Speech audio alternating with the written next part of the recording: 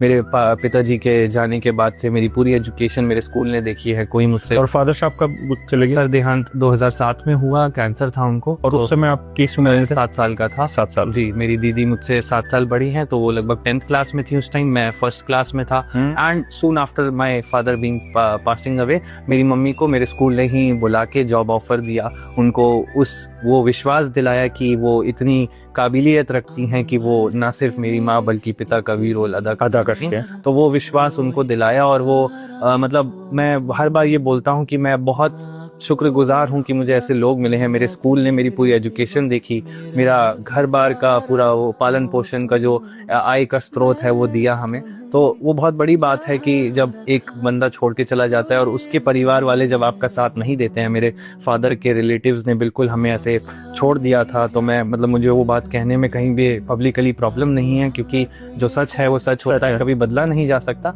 मेरी मम्मी के साइड के रिलेटिव्स, नाना नानी, मामा मामी सब बहुत अच्छे रहे हैं, उन्होंने बड़ा सपोर्ट किया। बट स्टिल मैं कहूँगा कि मम्मी की वो जो मतलब इनर स्ट्रेंथ थी वो कैसे जागी उस टाइम पे, और उन्होंने वो सारी चीज़ें अपने आप से संभालनी। वहीं रामपुर में उसी घर में रह के, कानपुर में मम्मी का मायका है, लेकिन उनको कहा गया कि आप यहाँ शिफ्ट हो जाइए, बट मम्मी ने कहा नहीं, अपने दम पे इनको पढ़ाऊंगी और इनकी एजुकेशन पूरी करवाऊंगी। मेरी दीदी को भी पूरा मास्टर्स तक पढ़वाया, मुझे भी आज तक भी वो सपोर्ट सिर्फ घर से मिलता है। और उसी मतलब जज्बे से मैं आगे बढ़ पाता हूँ, क्योंकि हमेशा पीछे लोग खड़े हैं कि नहीं तुझे जो करना है कर, हम देख लेंगे, बाकी जितना समय लेना है ले। अभी शायद आज इस बार अटेम्प्ट में नहीं दिया होता तो उनका ऐसा नहीं है कि वो लोग बदल जाते कि नहीं अब तू जॉब में लग जा, अब तू अपनी पढ़ाई छोड़ दे, अब नहीं, अब समय नहीं है। मुझे लगता है कि वो कांस्टेंट सपोर्ट आगे भी मेरे लिए बना रहता।